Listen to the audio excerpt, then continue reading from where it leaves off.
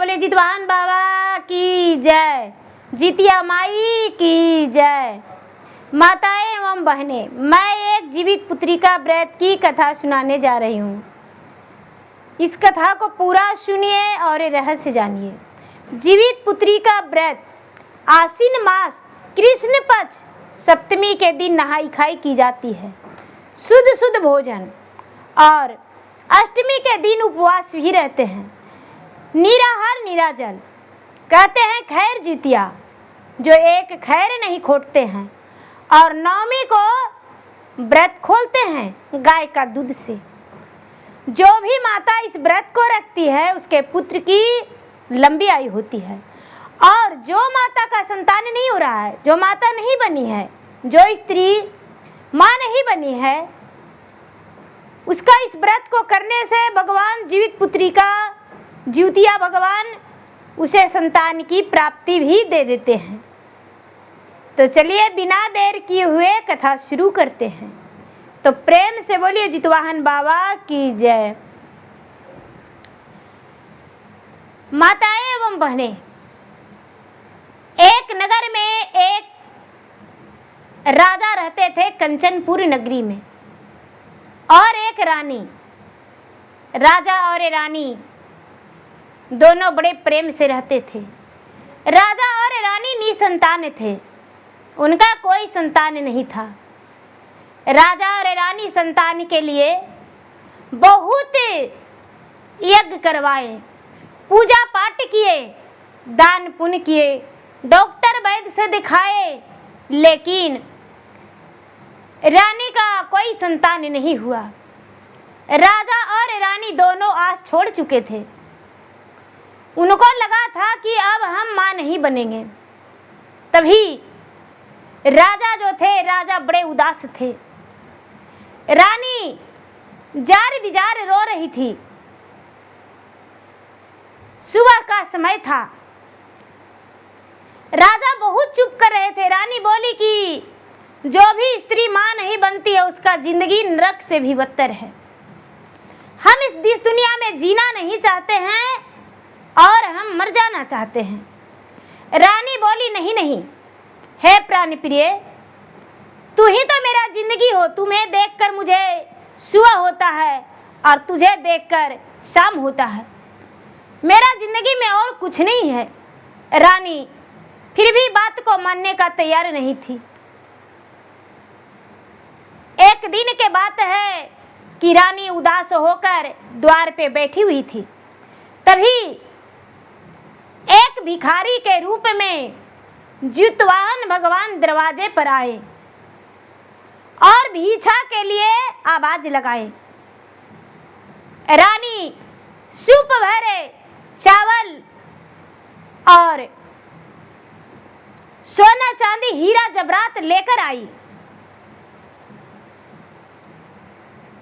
भगवान कहते हैं साधु रूपी वेश बदले कि हे रानी, ये मुझे दे रही हो, इसका जरूरत मुझे नहीं है।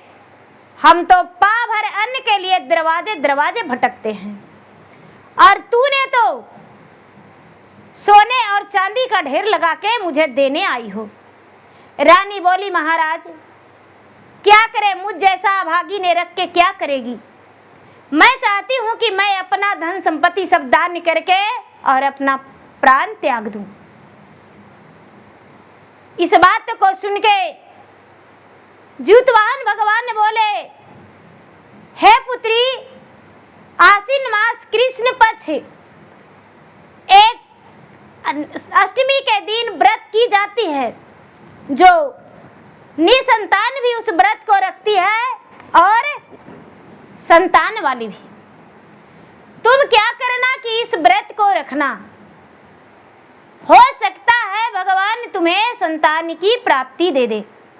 रानी का इस बात को लगा कि अरे चलो अच्छी बात है, हम इस व्रत को अवश्य करेंगे और व्रत के करके और भगवान से संतान मांगेंगे। क्या करती है दीदी? रानी जो थी, रानी व्रत रखी। जब आश्विन मास कृष्ण पक्ष सप्तमी का दिन आया, वो बार बार ब्राह्मण से, अगल बगल के लोग से पूछते रहती थी। जब सप्तमी का दिन आया तो स्नान बड़े प्रेम से की और खूब सारी फलहरियां लाई और बच्चों को दान की, गौ माता को भोजन कराई। उपास के दिन भी चिड़ै चुरगू को दाना बांटी, गरीबों में अन्न दान की और नवमी का व्रत खोली।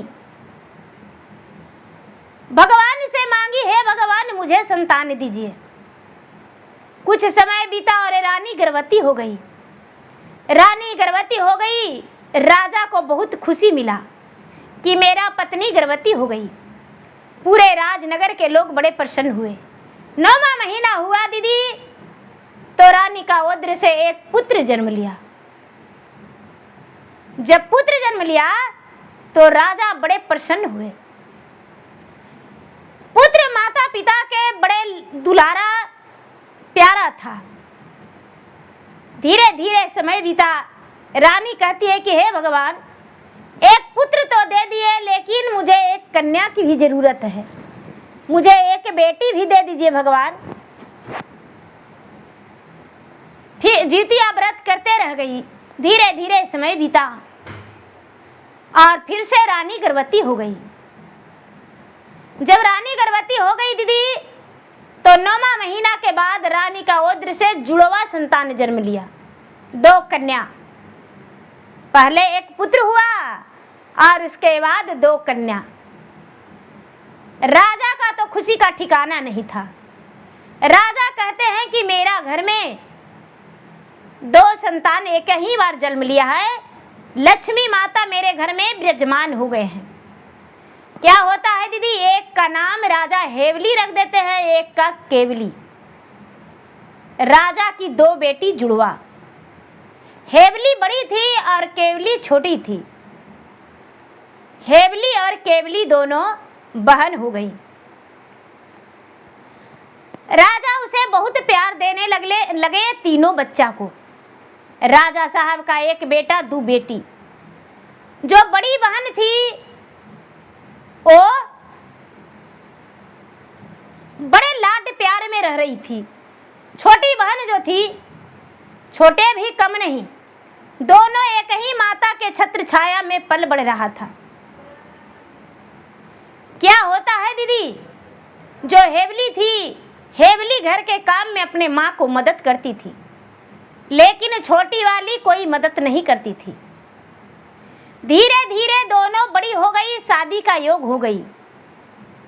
राजा कहने लगे कि दोनों का जब से जन्म लिया, एक ही रंग के कपड़ा पहनाए, एक ही थाल में भोजन कराए, एक ही बिस्तर पे सुलाए, और जिस घर में 2 भाई रहेगा उसी घर में दोनों बेटी का ब्याह करेंगे, और नहीं तो अलग ब्याह नहीं करेंगे, चाहे मुझे जितना दिन तलाश करना पड़े।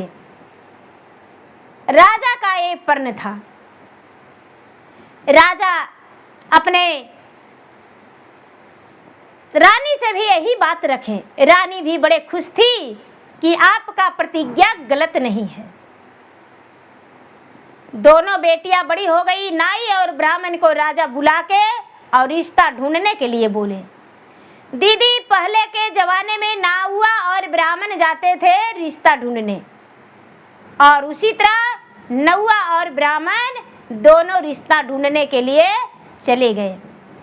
दोनों रिश्ता ढूंढने के लिए चले गए दीदी। तो एक राजा, गंधर्व के राजा, महान राजा कहलाते थे, उनका 2 पुत्र था। गुरु भाई बहना, राजा के 2 पुत्र था, एक का नाम कृष्ण, एक का नाम कन्हैया। बड़ा का नाम कृष्ण और छोटा का नाम कन्हैया। वो भी जुड़वा था। राजा को कहना था कि जब मेरा बेटा का ब्याह होगा तो एक ही घर में दोनों का करेंगे। दोनों एक ही बार जन्म लिया है और दोनों का पालन पोषण भी एक तरह हुआ है, दोनों का ब्याह भी उसी तरह करेंगे। दोनों का रास गान मिल गया, यहाँ हेवली केवली और वहाँ कृष्ण कन्हैया। जब इस बात को राजा जाने कि दोनों बहन जुड़वा है, राजा का तो खुशी का ठिकाना नहीं हुआ। यहाँ जब हेवली केवली के पिता जाने तो उनका भी खुशी का ठिकाना नहीं हुआ। दोनों परिवार एक जगह मिलके और इस रिश्ता को पक्की कर दिए, इस रिश्ता को पक्की कर दिए दीदी। और शादी का दिन आ गया। राजा साहब दोनों बेटी का ब्याह बड़े धूमधाम से किए। जितना लो लसगर अन्न धन देना था उतना सब कुछ दे दिए राजा, सब कुछ दे दिए। दोनों बेटी विदा होकर ससुराल चल गई। जब दोनों ससुराल चल गई दीदी, तो बड़ी वाली जो थी, बड़ी वाली घर के सारा काम करती थी। ससुराल गई तो बड़ी वाली खाना बनाने में, झाड़ू पोछा बर्तन में भी लग गई।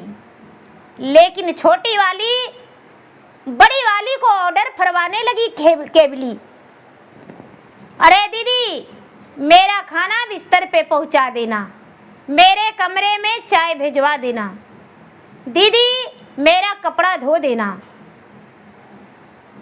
सास का बड़ा गुस्सा आया।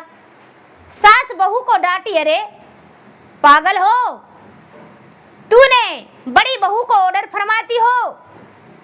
कहती है कि ए माँ जी, ए मेरा नौकरानी सब दिन रही है। हेवली हंस पड़ी और बोली कि चलो कोई बात नहीं, लाड प्यार में रहती है, इसका मदद हम कर देंगे। लेकिन क्या होता है दीदी, धीरे धीरे हेवली गर्भवती रह गई। हेवली पूजा पाठ में भी कम नहीं थी, पूजा पाठ भी करती थी और केवली किसी को बात नहीं मानती थी। जब हेवली गर्भवती रह गई दीदी, तो 2 महीना बीता, 4 महीना बीता, तो जो भी गर्भवती रहती है चाची, उसे तो आपको पता है कि कितना मुश्किल होता है, काम करने में कष्ट होता है। तो बेचारी बड़ा मुश्किल से काम करती थी। लेकिन धीरे धीरे 9वां महीना उसका चढ़ गया तो सास छोटी वाली को बोली कि देखो ब्याह का 2 वर्ष हो गया और तुम्हें कोई कुछ नहीं बोला। जब से शादी हुआ है बड़ी वाली तुम्हारा नौकरानी की तरह है, सारी काम करती है, लेकिन उसका 9वां महीना चल रहा है, तू मदद कर दो। लेकिन छोटी वाली कोई मदद नहीं किया, मायके चली गई। बड़ी वाली एक पुत्र का जन्म दिया, उसे थोड़ा भी बुरा नहीं लगा कि मेरा बहन मायके चली गई। उसे तो लगा कि और अच्छा हुआ कि वो मायके चली गई, मुझे 4 रोटी कम बनाना पड़ेगा, उसका कपड़ा भी नहीं धोना पड़ेगा। अब क्या होता है दीदी, धीरे धीरे समय बीता, कुछ दिन 2 साल के बाद फिर से एक लड़का हो गया। धीरे धीरे धीरे धीरे 5 पुत्र हो गया और केवली का एक भी संतान नहीं हुआ। केवली का एक भी संतान नहीं हुआ। अब सारा लोग कहने लगे कि अरे कन्हैया का पत्नी तो लगता है बांझन है, उसको एक भी संतान नहीं है, उसका लगता है संतानें नहीं होगा। सारा लोग उसके ऊपर नाराज रहने लगे। सास कहने लगी कि अरे तू आज तक कोई देवी देवता नहीं की हो, पूजा पाठ करके देखो, भगवान से भक्ति करके मांग के देखो। लेकिन केवली किसी का बात नहीं सुनती थी, उसे कोई भी प्यार नहीं देने लगे, उसका बात को श्रवण सुना करने लगे। उसे गुस्सा लगने लगा कि अरे इसका 5 को बच्चा, अपना बच्चा का कपड़ा धोती है लेकिन मेरा नहीं। अच्छा ऐसा है कि हम इसका बेटा के मार देंगे। क्या होता है दीदी, छोटी वाली कहती है अपने बहन से कि दीदी तू आज उपवास है ना?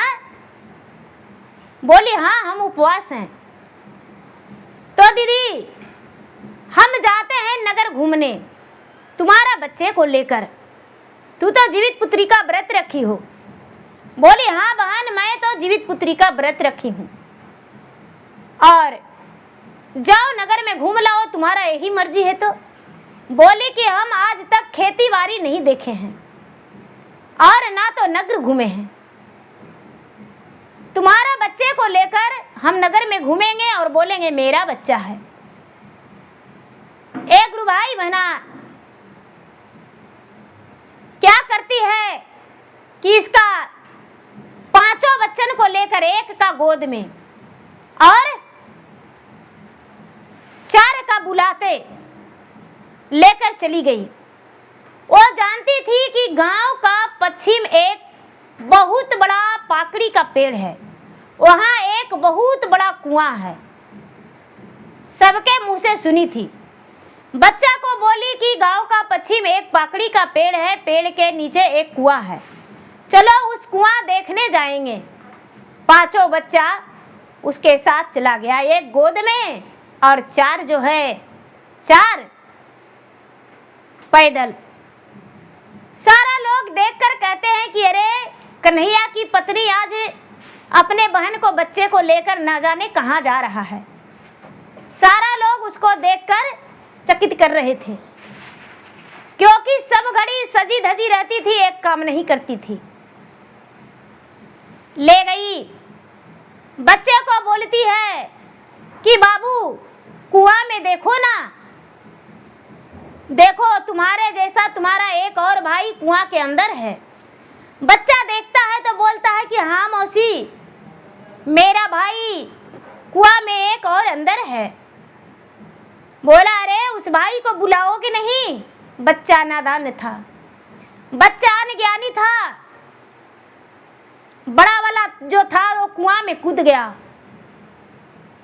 दूसरा वाला कहता है कि अरे भैया मेरा कुआं में कूद गया, मौसी भैया मेरा कुआं में कूद गया। बहन बोलती है तू क्या कर रहा है, तू भी अपने भाई को पकड़ के लाओ। बच्चा अनज्ञानी और नादान था, उसे नहीं पता था कि कुआं में हम गिर जाएंगे तो हम मर जाएंगे। दूसरा बच्चा भी कुआं में, दूसरा बच्चा को भी टेल दिया, दूसरा बच्चा भी मर गया। तीसरा बच्चा को भी कुआं में टेल दी और तीसरा बच्चा भी मर गया। चौथा बच्चा को भी टेल दिया और चौथा बच्चा मर गया। जो गोद में है बोली कि ये तुम्हारे मौत नहीं आया है, तुम्हें भी हम इस कुआं में डाल देंगे।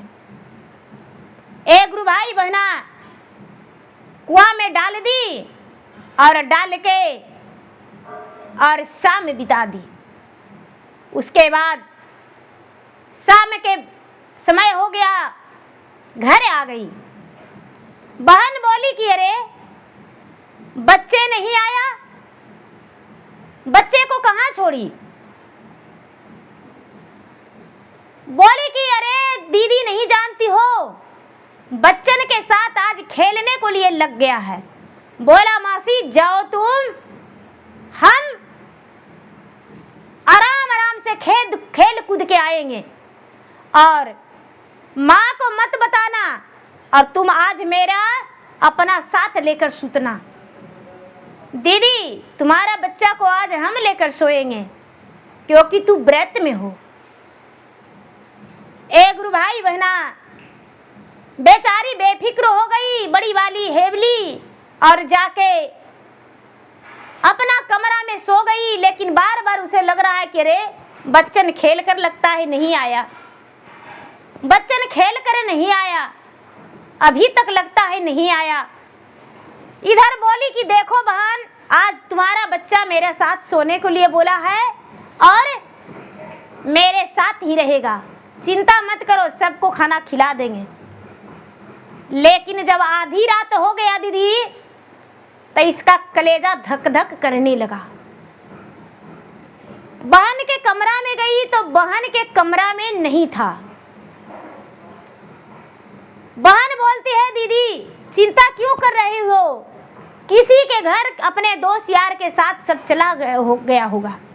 एक दूध पीता बच्चा था, माँ का जो सीना था वो फट रहा था, कलेजा उमड़ रहा था जैसे बहता पानी गंगा जमुना। हेवली बड़ा दर्द से व्याकुल थी बच्चे के लिए। माँ का ममता गंगा के सागर से भी बड़ा होती है दीदी। क्या होता है, एकदम बेचारी बिलख बिलख के रो रही है।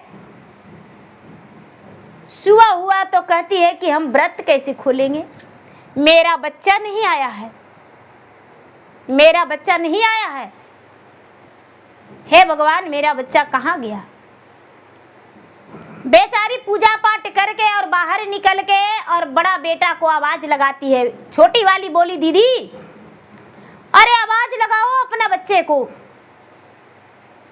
आ जाएगा, किसी पड़ोस के यहाँ होगा।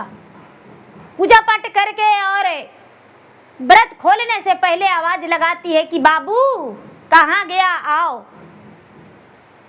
एक गुरु भाई बहना बड़ा वाला दौड़ के आया, बोला अरे तू आया और तुम्हारा भाई, माँ वो भी आ रहा है, आवाज लगाओ ना। बेचारी आवाज लगाती है, रे भैया आया, तुम कहाँ चला गया, चारों सब आओ। सब दौड़ता भगता माँ में लिपट गया। अब तो केवली को देखकर कलेजा फट गया। अरे सबको हम कुआं में डाल दिए थे, ये जीवित कैसे हो गया, ये मरा हुआ पुत्र को जीवित कैसे कर दिया, इसमें क्या शक्ति है। कोई बात नहीं, आज हम कुआं में डाले हैं, लेकिन इंतजार करो, हम एक दिन काट के बोरिया में भर देंगे और बोरिया में भर के जंगल में फेंकवा देंगे, तब तू कैसे बचा पाएगी बच्चा को। आज तो तुम्हारा बच्चा बच गया है। बोली कि माँ बोली बेचारी हेवली अपने बच्चे को कि बेटा पूरी रात कहाँ था।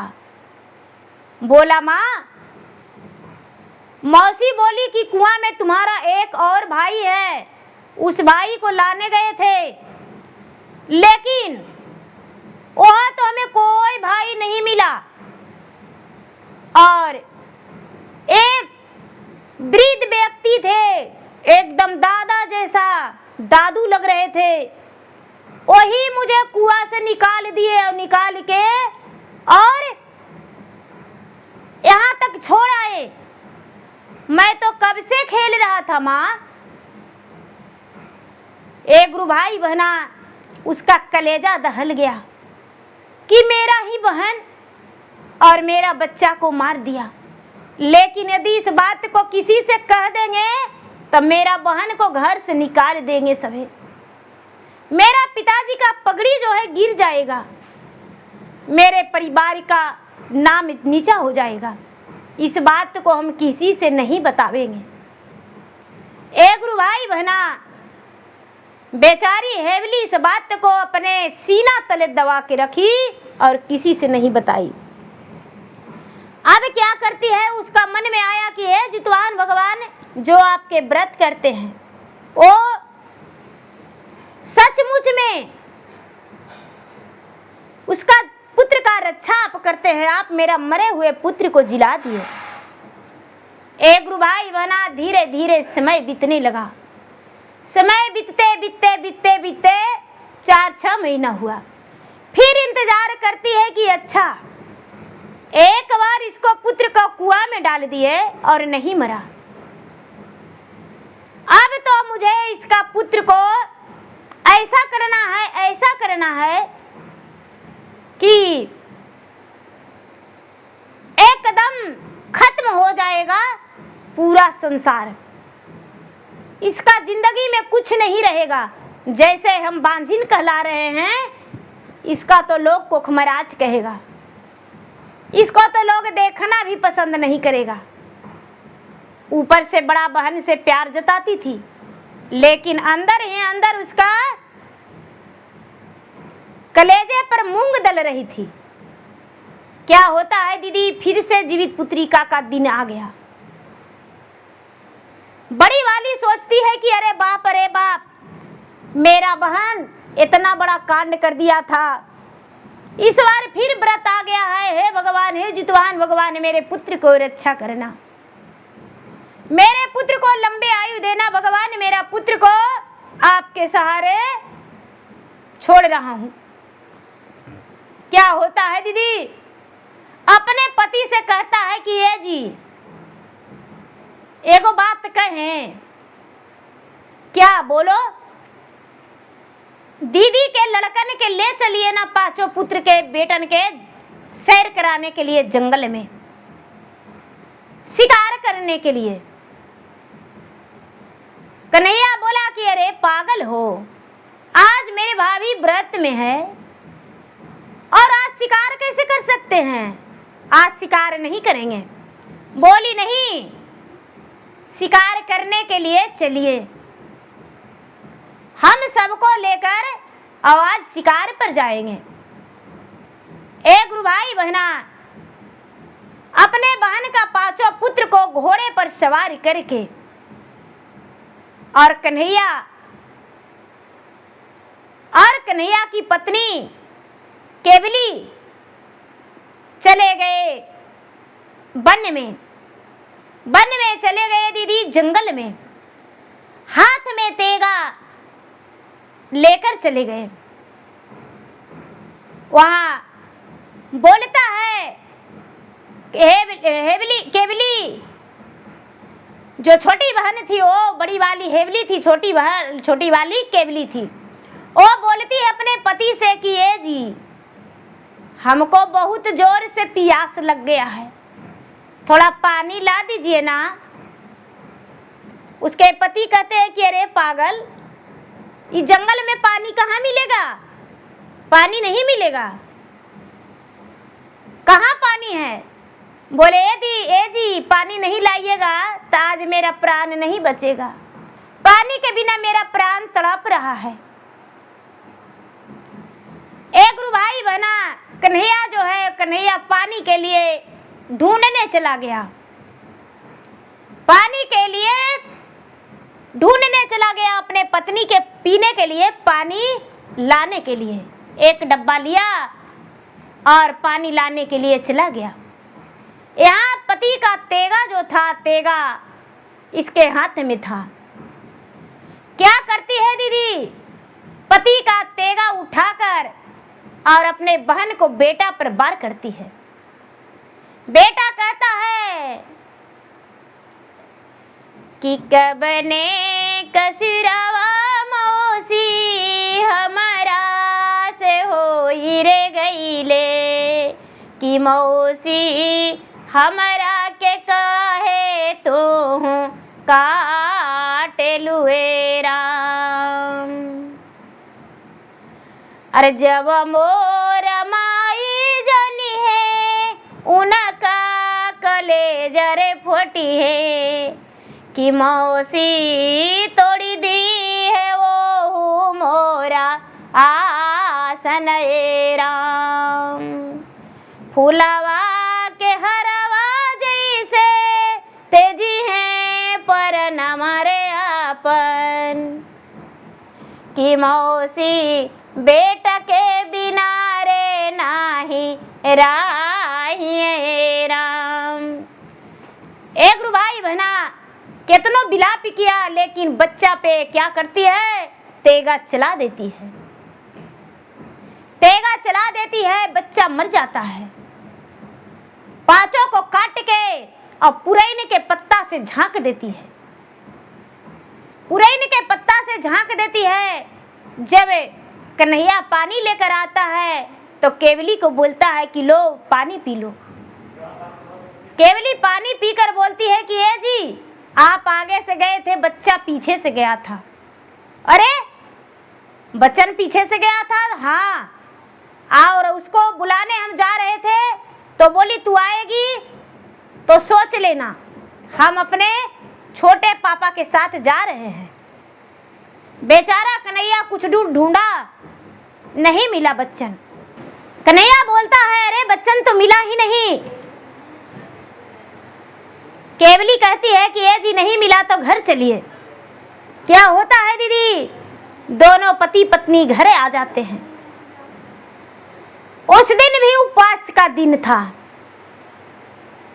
घर आ जाते हैं तो देखती है बेचारी और पूछती है कि अरे बहन, तू मेरा बच्चे को ले गया था और अकेले आई हो।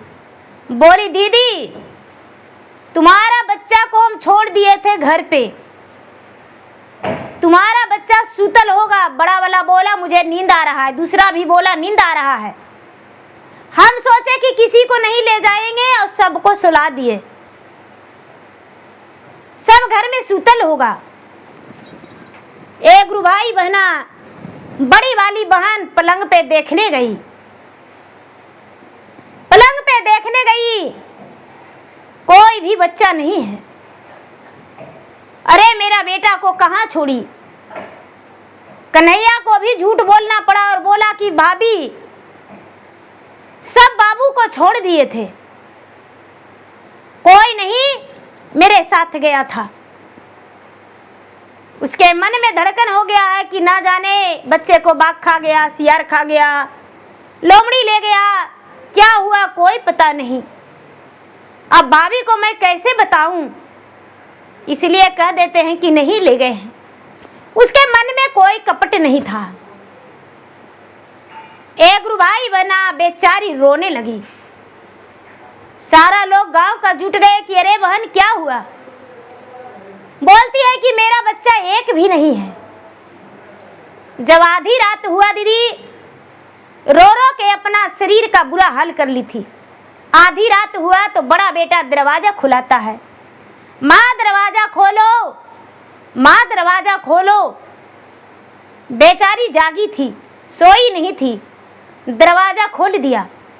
बेटा आ गया? हाँ माँ आ गए। बेटा तू आधी रात तक कहाँ था? बोला माँ, इस बात को मौसी से पूछो, हम कहाँ थे। मौसी से पूछ लो। अपना बहन के पास गई, बोली बहन मेरा बच्चा कहाँ है, क्या किया मेरे बच्चे का साथ। उसे नहीं पता था कि इसका बच्चा लौट आया है। बोलती है कि बोले ना कि तुम्हारा बच्चा को लेकर हम नहीं गए थे। बच्चन जो है पांचों कहता है कि मौसी, अरे मुझे तो जितवाहन भगवान स्वयं हाथी पर सवार करके पहुंचाने आए। मेरे माँ कुलच्छनी और अभाग्नि नहीं है, मेरी माँ भगवान की भक्त है और जो भगवान पे भरोसा करता है उसे भगवान स्वयं रक्षा करते हैं। अपना माँ से बोला, माँ तू नहीं जानती हो, मैं मौसी से अपना प्राण के भीख मांग रहे थे, लेकिन ये एक नहीं मानी। ये नारी के नाम पर कलंकनी है, नारी के नाम पे ये अपराध है। माँ मुझे पांचों भाई को अपने तेगा से काट के और छुपा दिया। एक व्यक्ति आए, माँ मुझे ना जाने मेरे साथ वो क्या किए नहीं पता, लेकिन जब हम पांचों भाई देखते हैं कि खड़ा है तो रोने लगे और वो बोलते हैं कि बेटा क्यों रो रहे हो। हम बोले मुझे माँ के पास जाना है। वो अपने हाथी पर सवार करके और मुझे दरवाजा तक छोड़ आए। बेचारी हेवली बाहर दरवाजे से निकलती है और देखती है कि कोई नहीं है। केवली का सिर झुक गया। कन्हैया इस बात को सुना तो कहता है कि अरे अभी इसी वक्त तू मेरे घर से निकल जाओ। एक तो तू एक संतान का जन्म नहीं दिया और मेरे भाई का बच्चे का तूने मार डाली।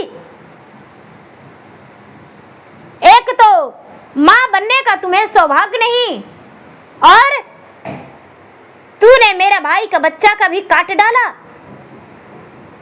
बच्चन कहता है कि पिताजी एक बार नहीं कई बार मुझ पे मौसी ने वार किया है। मौसी ने वार किया है, तभी जितवाहन भगवान वहां प्रकट हो गए। जीवित भगवान कहते हैं कि जो स्त्री भगवान का ध्यान में रहता है उसके पुत्र का भगवान स्वयं रक्षा करते हैं। पुत्री लाख बार भी ये मार डालेगी लेकिन तुम्हारा पुत्र को कुछ नहीं होगा, क्योंकि तू जीवित पुत्री का व्रत रखी हो और सती नारी हो, और ये अभागन है। इसका तो जिंदगी जीना मुश्किल हो जाएगा। एक गुरु भाई बहना इतना कह के और भगवान ने कहते हैं कि जब तुम्हारा बच्चे को काट दिया, तू बिलख बिलख रो रही थी, तो मेरा ध्यान टूटा कि अरे आज मेरा परम भक्त रो रही है अपने संतान के वियोग में, और यदि उसका संतान नहीं देंगे तो मेरा धिक्कार है, और तुम्हारा संतान को अमृत जल छिटके और जीवित करके तुम्हारा संतान तुम्हारे पास लाए हैं। एक गुरु भाई बहना इतना कह के और भगवान जो है, भगवान जूत भगवान कहते हैं कि तूने जैसा किया है वैसा फल तुम्हारा मिल जाएगा, चिंता मत करो। इतना कह के जितवान भगवान अंतर ध्यान हो गए, अदृश्य हो गए, और जो बेचारी हेवली थी वो भोजन बनाने में लग गई, अपने बच्चे को सुलाई, भोजन बनाने में लग गई, भोजन बना के स्नान ध्यान करके पूजा पाठ की और जीवित पुत्री का व्रत का पारण की, अपने पति को सारा बात सुनाई, सास को भी सारा बात बोली। सास कहती है कि ऐसा बहू रानी रहे या मेरा घर में ना रहे।